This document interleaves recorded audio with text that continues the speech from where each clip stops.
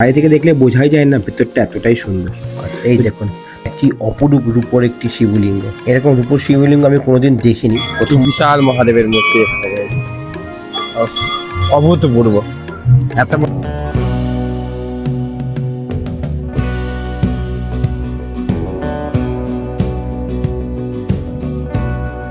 এই দমদম স্টেশন থেকে শুরু হচ্ছে আমার আজকের জার্নি। চলেছি মহাদেবের এক পূর্ণ স্থানে, যেখানে মহাদেবের 12 জ্যোতির্লিঙ্গ একসাথে বিরাজমান। এছাড়া রয়েছে যেখানে 51 ফিট মহাদেবের মূর্তি। সঙ্গে আরও একটা আকর্ষণ রয়েছে, সেটি হলো এখানে যে শিবলিঙ্গটি রয়েছে সেটি রয়েছে রূপোর। অর্ধেক রাস্তা আমরা কভার করে ফেললাম। সামনেই দেখুন মা গঙ্গা, কি সুন্দর মা গঙ্গার রূপ। সকাল সকাল সূর্যের আলো পড়ছে মা গঙ্গার উপরে, কি সুন্দর লাগে। এখানে আসা সব থেকে সহজ মাধ্যম হলো শিয়ালদা সেকশনে দমদম প্ল্যাটফর্ম থেকে চক্র রেল ধরে সোজা চলে আসুন শোভাবাজার আহেরিটোলা প্ল্যাটফর্মে। সেখানে নেমে ফেরি পার করে ওপারে নামুন বাদাঘাটে। বাদাঘাটে নেমে কাউকে জিজ্ঞাসা করুন নয়া মন্দির, যে কোনো কেউ দেখিয়ে দেবে নয়া মন্দির। মিনিট 7 হেঁটে গেলেই হবে, বা টোটোর ব্যবস্থাও আছে। আমরা চলে এলাম আমাদের এই ফেরিঘাটে। এখান থেকে আমরা ফেরি ধরার জন্য টিকিট কালেক্ট করে চললাম ফেরি ধরতে। সামনে এগোলে দেখবো আমাদের লঞ্চ দাঁড়িয়ে রয়েছে, তো আমরা সেটা উঠে গঙ্গার ওপারে যাব। ওপারে গিয়ে আমরা পৌঁছাবো আমাদের গন্তব্যতে। এছাড়া যারা হাওড়া থেকে আসবেন, হাওড়া স্টেশনে নেমে ওখান থেকে টোটোতে বলবেন শালকিয়ায় নয়া মন্দির, 10 মিনিটের রাস্তা। সকাল সকাল হাওড়া ব্রিজটা কি সুন্দর লাগছে দেখে, সত্যিই অভূতপূর্ব পরিবেশ।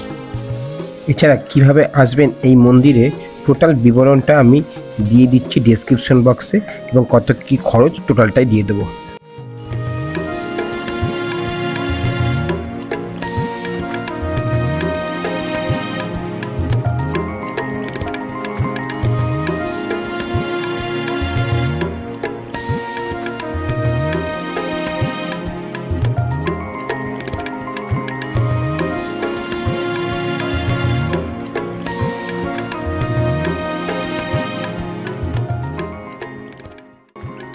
লঞ্চকে টাটা বলে আমরা চললাম আমাদের গন্তব্যের দিকে। সামনেই পড়লে জগন্নাথ দেবের মন্দির, দর্শন করলাম।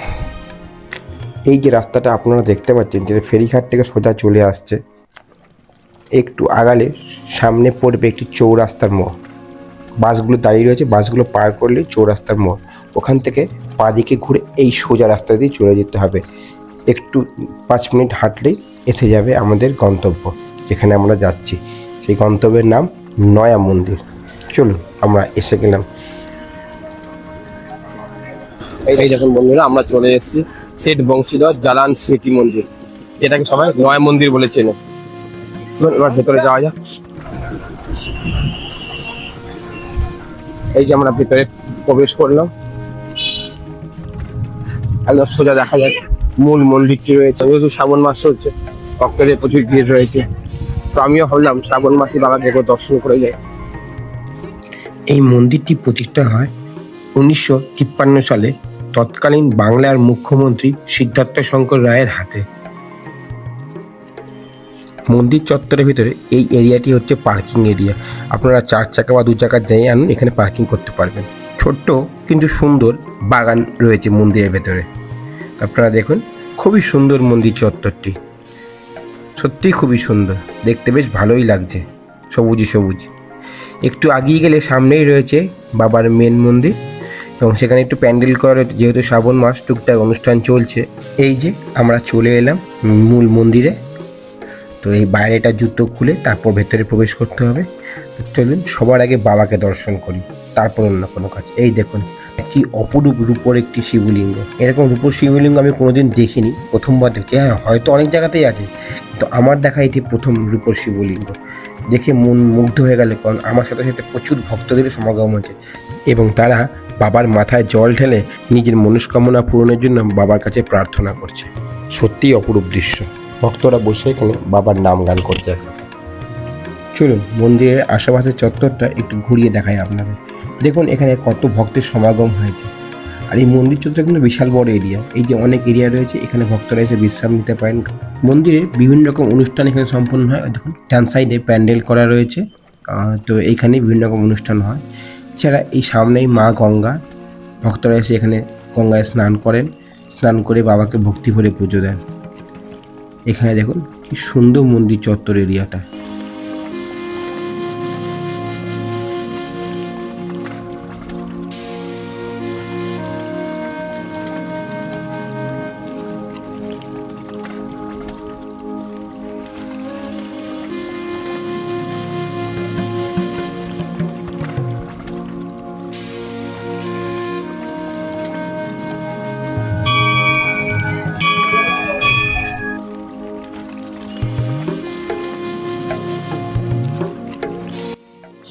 এটি হচ্ছে মন্দিরের নিজস্ব হল ঘর। এখানে মন্দিরের অভ্যন্তরীণ যে প্রোগ্রামগুলো হয়, যেমন ভক্তরা মিলে যে প্রোগ্রামগুলো করে, সেগুলো এখানে সম্পন্ন হয়।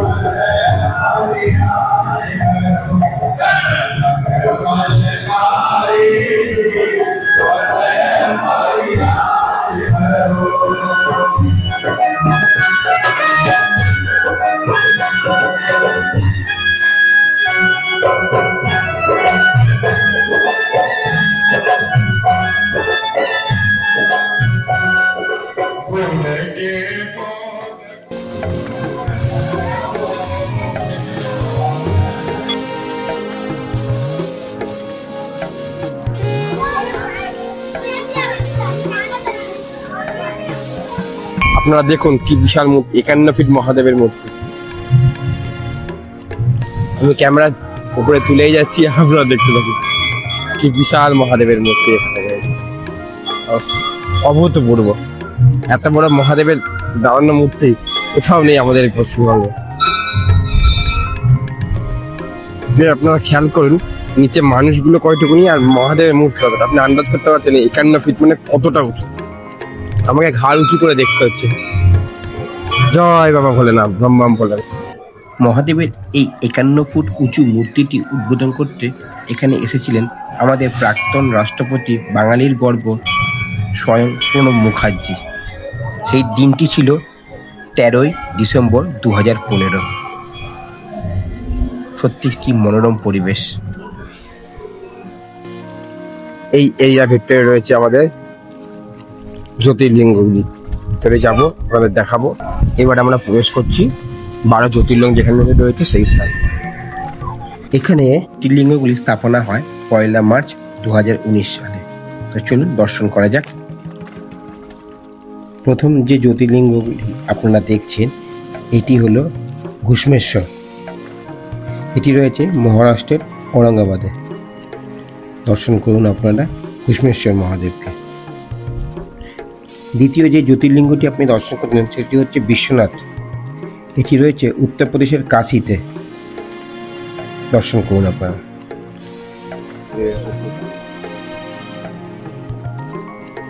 এরপর যে জ্যোতির্লিঙ্গটি আপনারা দর্শন করছেন সেটি হচ্ছে ওঙ্কারেশ্বর জ্যোতির্লিঙ্গ। মহাদেবের এই জ্যোতির্লিঙ্গটি রয়েছে মধ্যপ্রদেশে। মহাদেবের যে জ্যোতির্লিঙ্গটি আপনারা এবার দর্শন করছেন সেটি হচ্ছে ভীমাশঙ্কর। এটি রয়েছে মহারাষ্ট্রে। দর্শন করুন বাবা ভীমাশঙ্করকে। এইবার যে জ্যোতির্লিঙ্গটি আপনারা দর্শন করছেন সেটির নাম নাগেশ্বর জ্যোতির্লিঙ্গ। এটি রয়েছে গুজরাটের সৌরাষ্ট্রে। এইবার যে জ্যোতির্লিঙ্গটি আপনারা দর্শন করছেন সেটি হচ্ছে রামেশ্বর জ্যোতির্লিঙ্গ। এটি রয়েছে তামিলনাড়ুতে। দর্শন করুন বাবা রামেশ্বরকে। এবার যে জ্যোতির্লিঙ্গটি আপনারা দর্শন করছেন সেটি রয়েছে ঝাড়খণ্ডে, নাম বৈদ্যনাথ জ্যোতির্লিঙ্গ। বাবা বৈদ্যনাথকে দর্শন করুন আপনারা। এবার আপনারা দেখছেন ত্রয়ম্বকেশ্বর জ্যোতির্লিঙ্গ। এটি মহারাষ্ট্রে অবস্থিত। দর্শন করুন বাবা ত্রয়ম্বকেশ্বরকে। চলুন এবার দর্শন করি আমরা ভগবান কেদারনাথকে। কেদারনাথ জ্যোতির্লিঙ্গ দেখুন, অপরূপ রূপ বাবা কেদারনাথের। এটি রয়েছে উত্তরাখণ্ডে। এবার আপনারা দর্শন করছেন বাবার মল্লিকার্জুন জ্যোতির্লিঙ্গ। এটি রয়েছে অন্ধ্রপ্রদেশে। এবারে আপনারা দর্শন করছেন মধ্যপ্রদেশের উজ্জয়নে অবস্থিত মহাকালেশ্বর জ্যোতির্লিঙ্গ। বাবা মহাকাল নামে প্রসিদ্ধ, এখানে প্রচুর ভক্তের সমাগম হয়। আজকের শেষ জ্যোতির্লিঙ্গকে দর্শন করা যাক। এবারে আপনারা দর্শন করছেন গুজরাটে অবস্থিত সোমনাথ জ্যোতির্লিঙ্গ। দর্শন করুন বাবা সোমনাথকে। মহাদেবের 12 জ্যোতির্লিঙ্গ দর্শন করে আমরা এই পথ দিয়ে বেরিয়ে এলাম। বাইরে থেকে দেখলে বোঝাই যায় না ভেতরটা এতটাই সুন্দর। তো যদি আপনাদের আমার এই ভিডিওটি ভালো লেগে থাকে অবশ্যই ভিডিওটিতে একটি লাইক দেবেন। এরকম আরও ভিডিও পেতে আমার চ্যানেলটিকে সাবস্ক্রাইব করে বেল আইকনটা অন করে দেবেন। সাবস্ক্রাইব করলে আপনারা পাবেন এরকম ভালো ভালো ভিডিও নোটিফিকেশন, আর আমি পাবো আপনাদের তরফ থেকে আসা ভালোবাসা ও মোটিভেশন।